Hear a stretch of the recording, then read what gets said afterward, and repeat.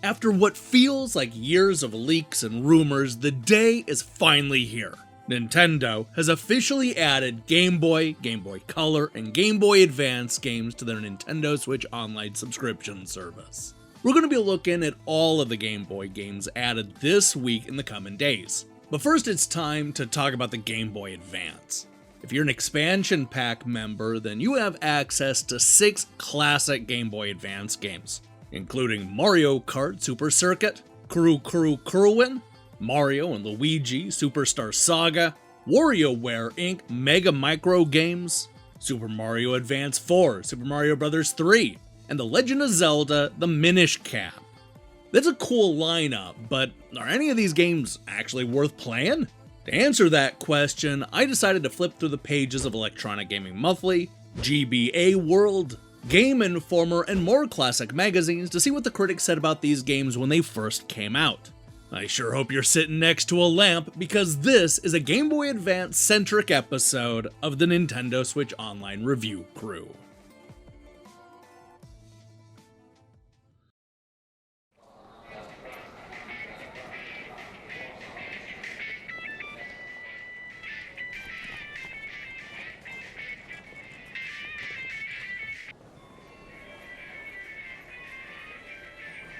Game Boy Advance, console quality gaming anywhere.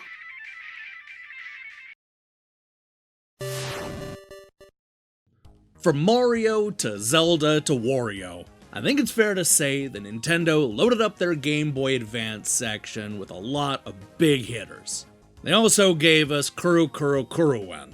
While clearly not as big as a Mario Kart game, this 2001 oddity is still worth talking about, if for no other reason than because it never officially came out in North America.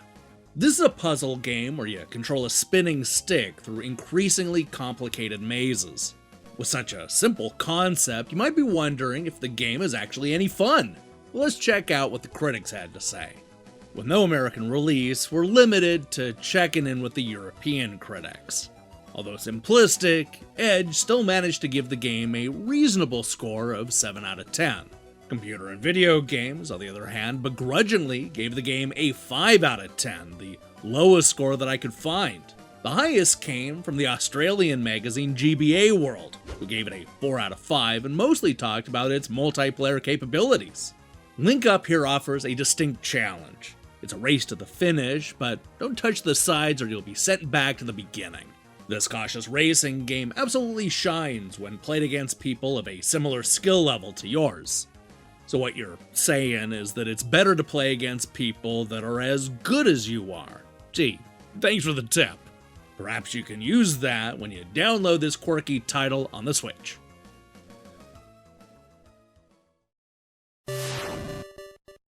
One of the biggest and most exciting games announced for the Nintendo Switch Online expansion pack is The Legend of Zelda, the Minish Cap. Not only a great Game Boy Advance game, the Minish Cap is one of the very best overhead Zelda games. Released in 2004 and developed by Capcom, this game introduces a new shrinking game mechanic and a whole bunch of new bosses to fight and dungeons to conquer. When it came to the critics, you either loved the Minish Cap or you really liked it. Those were the two options here. Electronic Gaming Monthly falls into the former camp, giving the game an average score of 9 out of 10. John summed it up this way: the 2 Oracle games on Game Boy Color were exceptional for their time, but Minish Cap wipes the floor with both of them. With superb dungeons, exciting combat, and one of the coolest gameplay gimmicks ever, this is definitely one Zelda that you don't want to miss. Crispin also liked the game, but disagreed with John. The new collectible kinstones are no feather in this cap. You gotta nab far too many of these doodads, then trade them with townies, statues, even household pets. These kinstones were not a problem for Game Informer, who ended up giving the Minish Cap a stellar 9.5 out of 10. On the other hand, there's Edge, who couldn't muster anything higher than an 8 out of 10. Believe it or not, this is essentially the same score that we saw from GamePro, who concluded that the Minish Cap is a great addition to the series. Going backwards instead of forwards in the timeline was a masterstroke. It's totally satisfying for fans and does nothing but stoke the fires for the forward-looking new GameCube tale coming in 2005. If this is how The Legend of Zelda handles the origin of just one article of the hero's clothing, one can hardly wait to experience the revelations to come about the rest of the outfit. You've gotta tip your cap to Nintendo. Cringy pun or not, the Minish Cap is a must-download game for the Switch, especially if you missed it the first time around.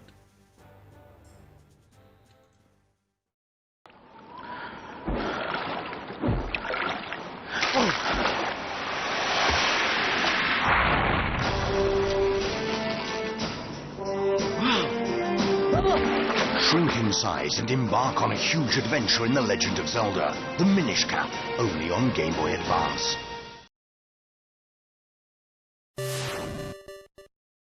Looking for a great adventure game, but you've already played the Minish Cap? Well, you're in luck, because we're also getting Mario and Luigi Superstar Saga, the first of what turned out to be a long-running series for Nintendo. This is basically a role-playing game for anybody who thinks that they hate role-playing games. With tons of fun cameos and a hysterical story, it's easy to see why so many fans were clamoring for a sequel. Much like the Minish Cap, the critics were overwhelmingly enthusiastic for Superstar Saga. Electronic Gaming Monthly's Kevin explains that it's exactly the sort of RPG that Game Boy Advance needed. It's not overly long like Golden Sun, it's not too difficult like Lufia, and for a change, it's not about collecting little fuzzy things. Instead, it's just a simple, endearing little adventure. Andrew also liked the game, but for a slightly different reason. After the double dose of Luigi's Mansion and Mario Sunshine, it's about time we got something a little bit more traditional from the famous brothers. The back and forth flow of combat between the bros and their foes makes every battle fun. The charm, the humor, the puzzles, the action. The best GBA game this year. EGM ended up giving the game an average score of 8.8 out of 10. Now, believe it or not, that's actually low compared to Pocket Gamer's score of 4.5 out of 5.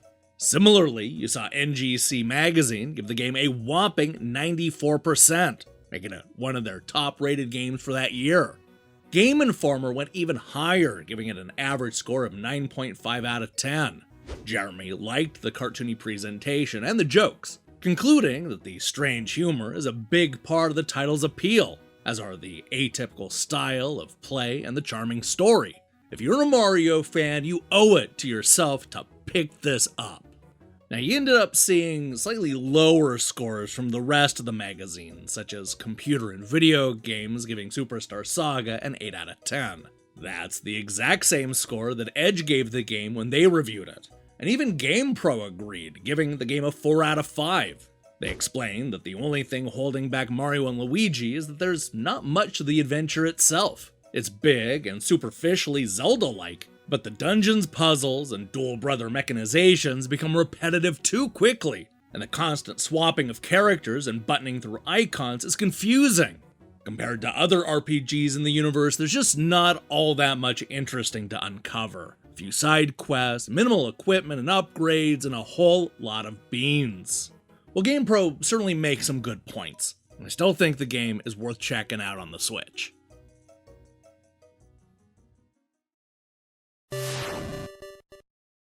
Although it was released 4 years after the Nintendo 64 iteration, Super Circuit feels like a true sequel to Super Mario Kart on the Super NES. It looks and plays just like the 16-bit game, only now with new levels and new modes.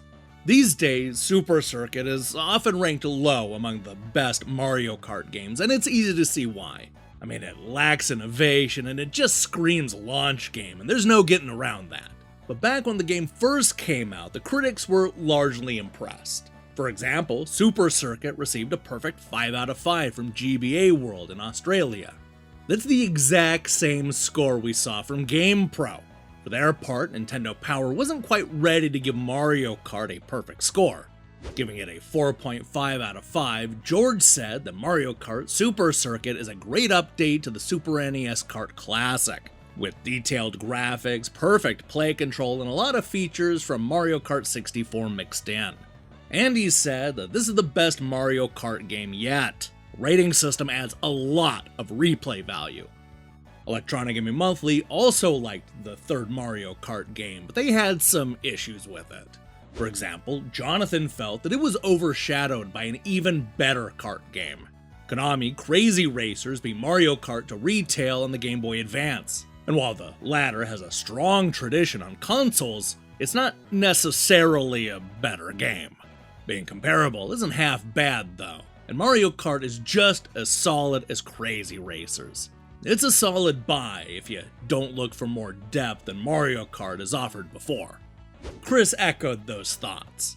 The problem is that it isn't much more than an old game with a fresh coat of paint. It's a testament to the quality of gameplay that it holds its own against today's Me Too kart games.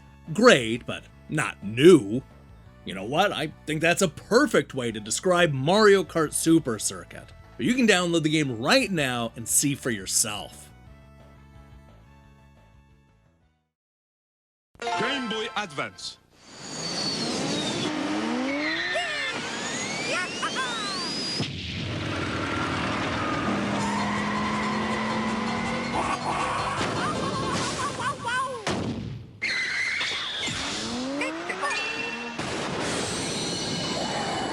Game Boy Advance ならではの4人対戦、スリリングなデッドヒート、新しいコースが次々登場。マリオカートアドバンス。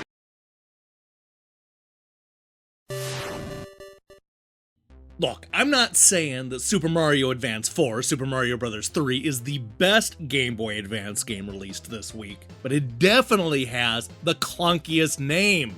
As the name suggests, this was part of the Super Mario Advance series, which was basically just a way for Nintendo to re-release slightly upgraded versions of Super Mario Bros. 2, Yoshi's Island, Super Mario World, and now Super Mario Bros. 3. I think we can all agree that this was one of the best games on the 8-bit Nintendo Entertainment System. But were the critics still in love 13 years later? The answer is yes, obviously. Shu called it one of the best games of all time. Not just on a Nintendo system, not just for a Mario game, not just when it came out many moons and mushrooms ago, but of all time. Perfect controls, perfectly constructed stages, perfect graphics, perfect game design that delicately balances anyone can pick it up gameplay and hardcore platforming action that'll make your palms sweat and your stomach churn when you go for the death-defying leaps. Shane, on the other hand, couldn't help but notice a problem with this series. Nintendo's sure milking Mario for all he's worth. Remember Super Mario All-Stars on the Super Nintendo? That game contains remakes of 4 classic Mario titles, while Game Boy Advance owners have to dole out $30 a pop for those tasty chestnuts. Most of the other magazines didn't seem all that concerned about the pricing, with Game Informer giving it a 9.8 out of 10, and Nintendo Official Magazine going as high as a 92%, making it one of their top-rated games of the year.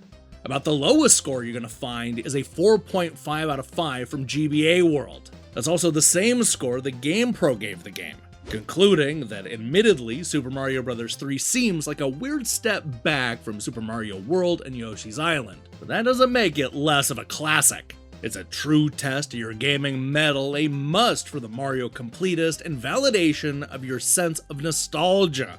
Check the game out on the Switch to see if you feel like it's a weird step back from Yoshi's Island.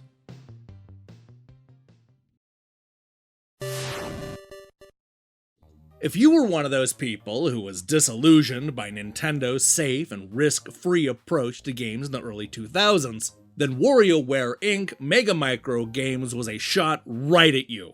This is a weird, random, and fresh experience that feels like the kind of game that only Nintendo could come up with. Of course, they would eventually run this series into the ground by using pretty much every gimmick they could come up with. But who cares, because this debut release is a genuine masterpiece. The critics agreed with my rave reviews.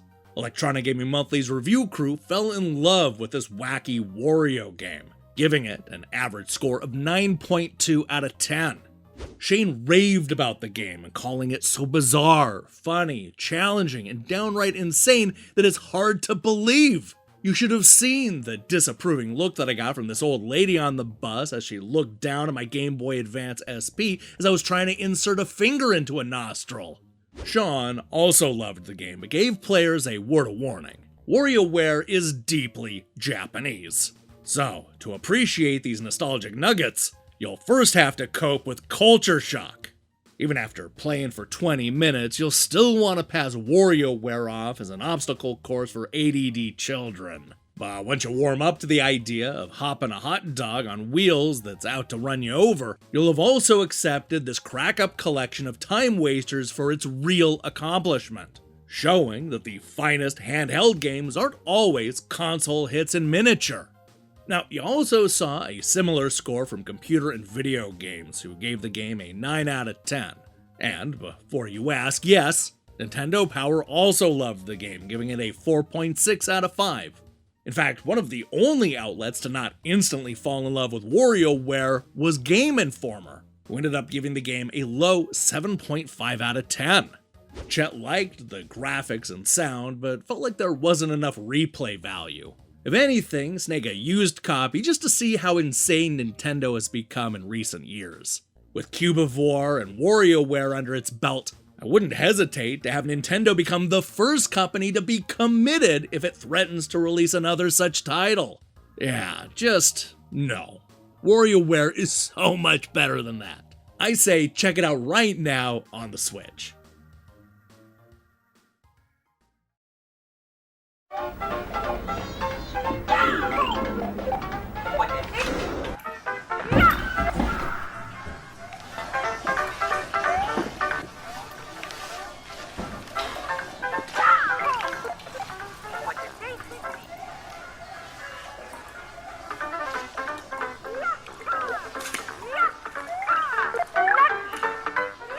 Game Boy Advance. Console quality gaming anywhere.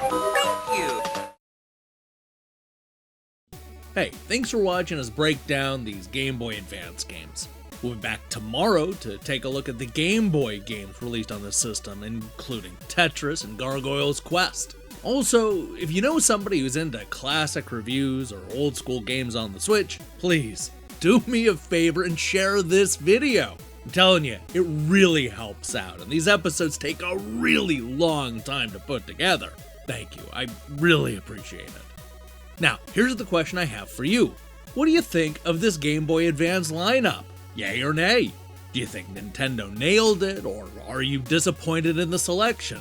Let me see your thoughts in the comments below.